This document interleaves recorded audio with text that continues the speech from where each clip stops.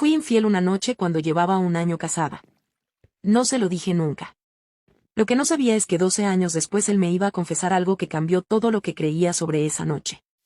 Hay secretos que uno guarda convencido de que protege al otro. Que el daño ya está hecho. Que decirlo solo aliviaría al que confiesa y destruiría al que escucha.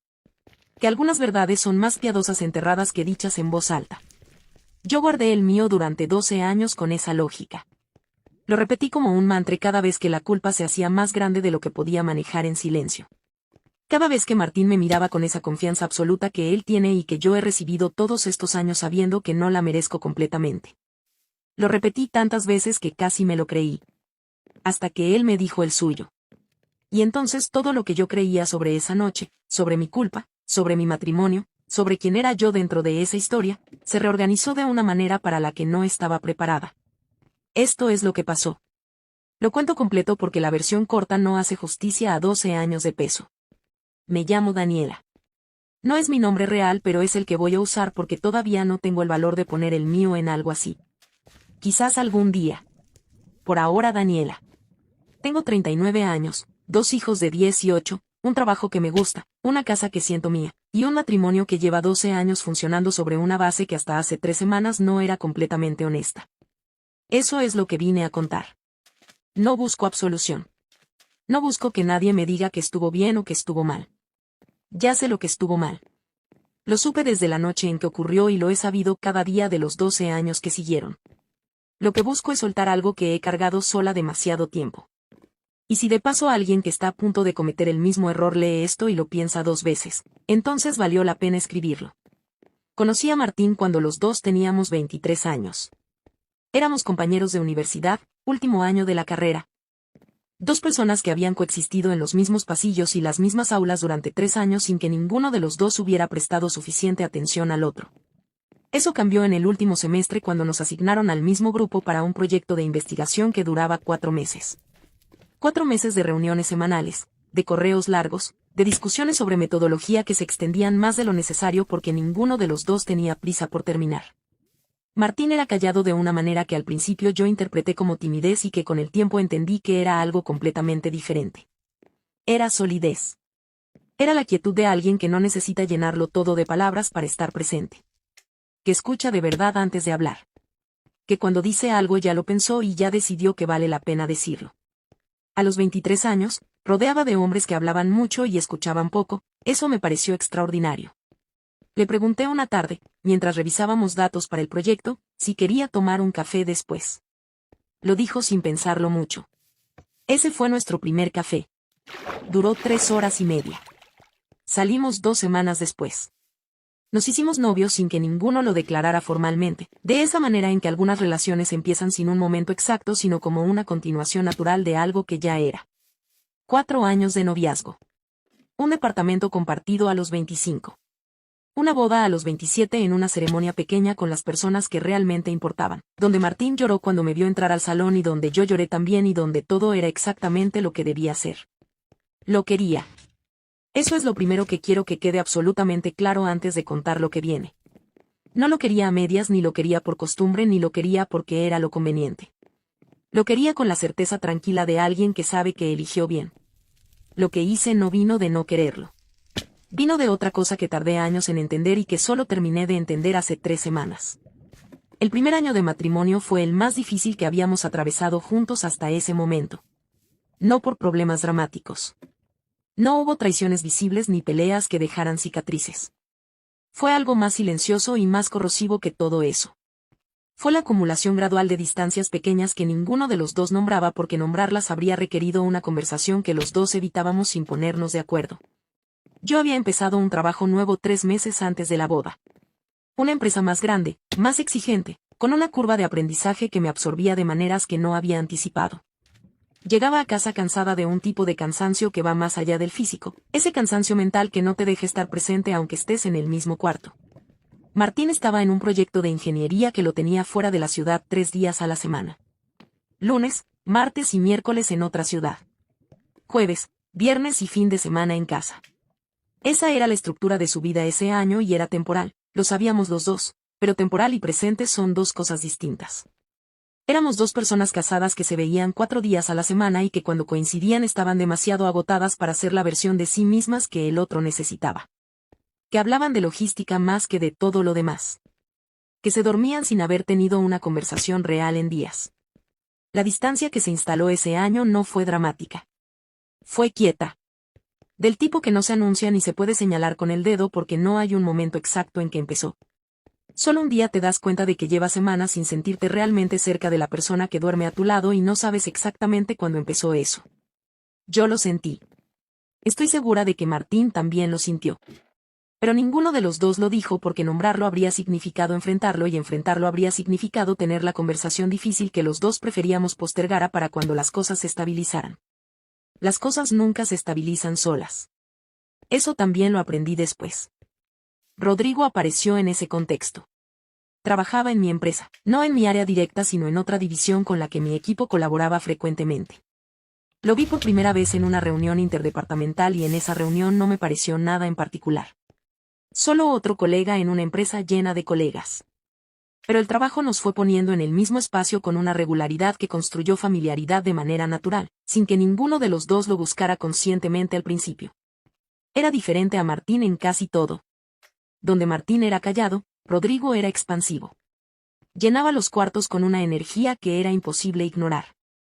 Donde Martín era constante y predecible en el mejor sentido de esa palabra, Rodrigo era impredecible de una manera que en ese momento yo confundí con profundidad. Donde Martín me conocía de verdad, con todos mis bordes y mis contradicciones y mis maneras específicas de ser, Rodrigo me veía con la atención fresca de alguien que todavía está descubriendo. Que todo lo que yo decía le resultaba nuevo e interesante porque para él lo era. Esa atención fresca fue mi debilidad. No lo voy a adornar ni lo voy a suavizar porque esa historia no merece adornos. Me gustó. Me gustó que buscara pretextos para hablar conmigo. Me gustó que recordara cosas que yo había mencionado de pasadas semanas antes. Me gustó sentir que alguien me veía de una manera que en ese momento, dentro de mi matrimonio en ese periodo difícil, yo había dejado de sentir. No porque Martín hubiera dejado de quererme, sino porque los dos estábamos tan agotados y tan distantes que ninguno de los dos estaba haciendo el trabajo de elegir al otro activamente. Y en lugar de decírselo a Martín, en lugar de tener la conversación que necesitábamos tener, seguí llegando tarde al trabajo por reuniones que a veces eran reuniones y a veces eran conversaciones con Rodrigo en la cafetería de la empresa que se extendían más de lo que debían. Eso duró aproximadamente 2 meses. 2 meses de algo que yo me decía que era solo amistad aunque supiera que no era solo amistad. La noche que lo cambió todo fue un viernes. Había una cena de equipo para celebrar el cierre de un proyecto. Fui porque era difícil no ir sin que pareciera raro.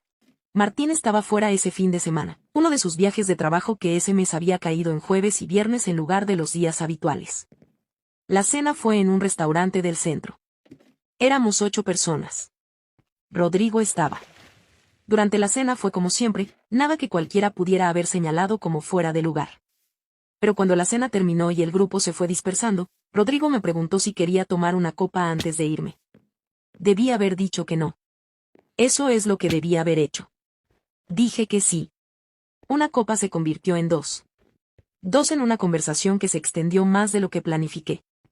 Y al final de esa noche tomé una decisión de la que me arrepentí antes de que terminara de tomarla. Manejé a casa después. Sola. En silencio. Con una claridad sobre lo que acababa de hacer que llegó exactamente cuando ya no servía de nada. La casa estaba oscura. Entré. Fui al cuarto. Martín no estaba porque estaba en otra ciudad, pero su ropa estaba en el closet y su libro estaba en la mesita de noche y su olor estaba en las sábanas y yo me senté en el borde de la cama con todo eso a mi alrededor y me quedé ahí durante mucho tiempo. No lloré esa noche. Eso me sorprendió después. Pensé que lloraría. Pero no hubo llanto. Solo una quietud muy fría y muy clara que se parecía más a la comprensión que al arrepentimiento, aunque el arrepentimiento también estaba ahí. Entendí 2 cosas esa noche con una precisión que no ha cambiado en 12 años. La primera, nunca iba a volver a hacer algo así. No porque me hubiera atrapado nadie. No porque tuviera miedo de las consecuencias. Sino porque en ese cuarto con las cosas de Martín a mi alrededor entendí exactamente el tamaño de lo que había estado a punto de perder y el tamaño de lo que había hecho para arriesgarlo. La segunda, no se lo iba a decir. Esa segunda decisión la tomé con la misma frialdad con que uno toma decisiones que ya sabe que va a tener que vivir mucho tiempo. Lo que hice ya estaba hecho. Decírselo no lo deshacía. Solo le transfería el dolor a él sin quitármelo a mí. Eso no era honestidad. Era descarga disfrazada de sinceridad. Oh, eso me dije. Y con esa lógica viví 12 años. Lo que siguió fue un proceso que nadie ve desde afuera porque no tiene forma visible. Al lunes siguiente fui al trabajo y tuve con Rodrigo una conversación breve y directa. Le dije que lo que había pasado no iba a volver a pasar. Que no quería perder mi matrimonio. Que si eso significaba que nuestra dinámica tenía que cambiar, entonces tenía que cambiar. Rodrigo lo recibió con más madurez de la que yo esperaba. Dijo que lo entendía. Que lo respetaba. Que lo sentía. Seguimos trabajando en la misma empresa 3 años más hasta que yo cambié de trabajo. Fue profesional y sin drama. Nunca volvió a ocurrir nada. Con Martín hice algo que debía haber hecho antes de todo esto, le dije que me sentía distante. Que extrañaba cómo éramos. Que necesitaba que los dos pusieran más atención a lo que estaba pasando entre nosotros. No le dije por qué de repente lo estaba diciendo. Pero lo dije. Martín me escuchó. Se quedó en silencio un momento y luego me dijo que él también lo había sentido. Que también lo extrañaba. Que no sabía cómo hablar de eso sin que sonara a queja y que por eso no lo había dicho. Esa conversación fue la que debimos haber tenido meses antes. Antes de la distancia. Antes de Rodrigo. Antes de la noche del viernes. Llegarla a tener tarde fue mejor que no tenerla nunca. Pero la cicatriz de haberla tenido tarde existe aunque nadie más pueda verla. Los 12 años que siguieron fueron reales. No fingidos, no construidos sobre culpas solamente. Reales de la manera que importa. Tuvimos a nuestro hijo mayor 2 años después de esa noche y a nuestra hija 4 años después de él. Compramos la casa donde vivimos ahora. Atravesamos cosas difíciles juntos, la muerte del papá de Martín, un periodo en que mi trabajo estuvo en riesgo, una crisis de salud de nuestra hija mayor cuando tenía 4 años que fue el periodo más aterrador de mi vida. En todas esas cosas Martín estuvo. Completamente. Con esa solidez que fue lo primero que me atrajo de él a los 23 años y que con el tiempo se volvió el centro de lo que somos juntos. Y en todas esas cosas yo también estuve. Completamente. Siendo la esposa que debía haber sido desde el principio porque esa noche me enseñó de la manera más cara posible lo que significaba no serlo. El secreto lo cargué sola. Algunos años más liviano, algunos años más pesado. Los años más pesados eran los de las celebraciones. Los aniversarios. Los momentos en que Martín decía algo sobre la confianza, sobre lo que teníamos, sobre lo afortunado que se sentía. Esos momentos los recibía y por dentro los procesaba con una mezcla de amor genuino y de algo que no tiene nombre exacto pero que se parece a la vergüenza de recibir más de lo que uno merece. 3 semanas atrás celebramos el aniversario número 12. Salimos a cenar solos. Restaurante italiano, el mismo donde habíamos tenido nuestra primera cita oficial 20 años antes.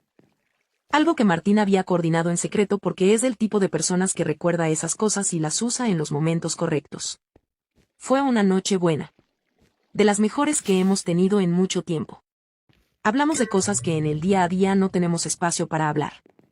De los niños, de lo que queremos para los próximos años, de los proyectos que hemos ido postergando, de cómo nos vemos a los 50. En el carro de regreso a casa, con la ciudad pasando por las ventanas y la radio en un volumen bajo, Martín dijo que quería contarme algo. Que lo había cargado mucho tiempo. Que había pensado en decírmelo muchas veces y siempre había encontrado una razón para no hacerlo. Pero que quería que los próximos 12 años fueran completamente honestos y que para eso necesitaba que este secreto ya no fuera solo suyo. Yo pensé que era algo del trabajo. O algo de su familia que no me había contado. O cualquier cosa que no fuera lo que resultó ser.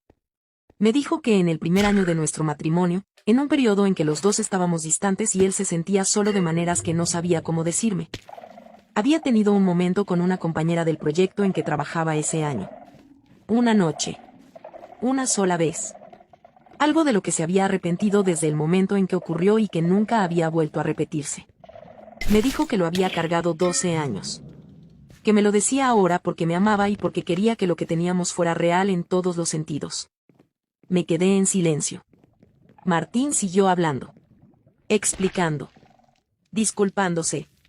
Llorando un poco, de esa manera en que lloran los hombres que no lloran frecuentemente, con una contención que hace que las lágrimas pesen más. Yo lo escuchaba con una parte de la mente y con la otra estaba procesando algo que tardó varios minutos en terminar de organizarse. El primer año de matrimonio. Una noche. Una sola vez. El mismo periodo. La misma estructura. La misma distancia que ninguno de los dos había sabido nombrar a tiempo. Los dos habíamos tomado la misma decisión equivocada en el mismo periodo de nuestra vida compartida. Los dos la habíamos cargado solos durante 12 años creyendo que protegíamos al otro.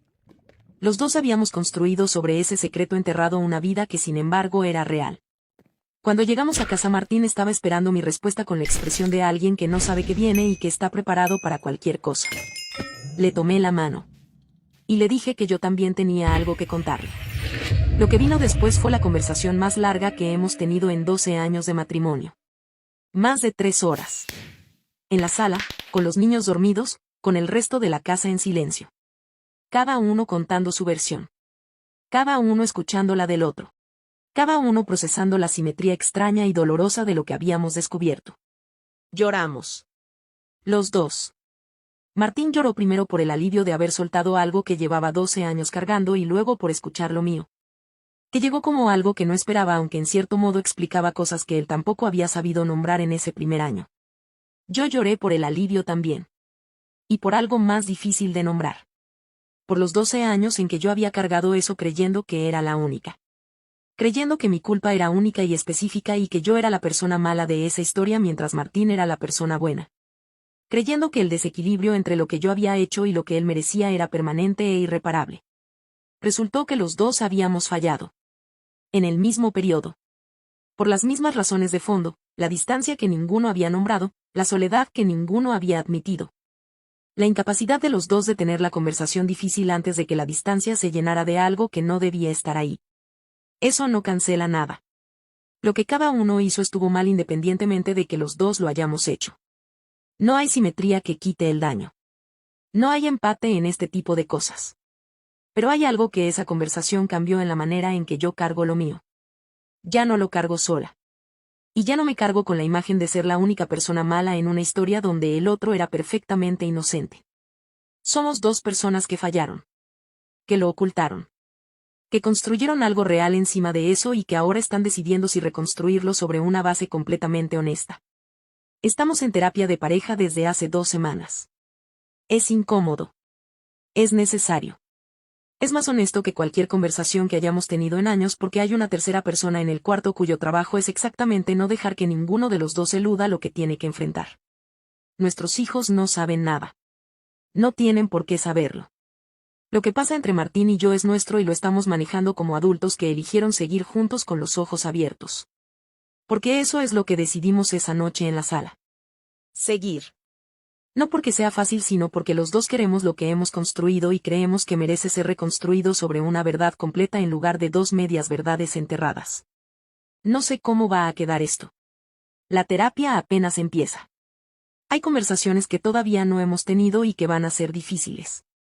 Hay momentos en que alguno de los dos va a necesitar más paciencia de la que tiene disponible ese día.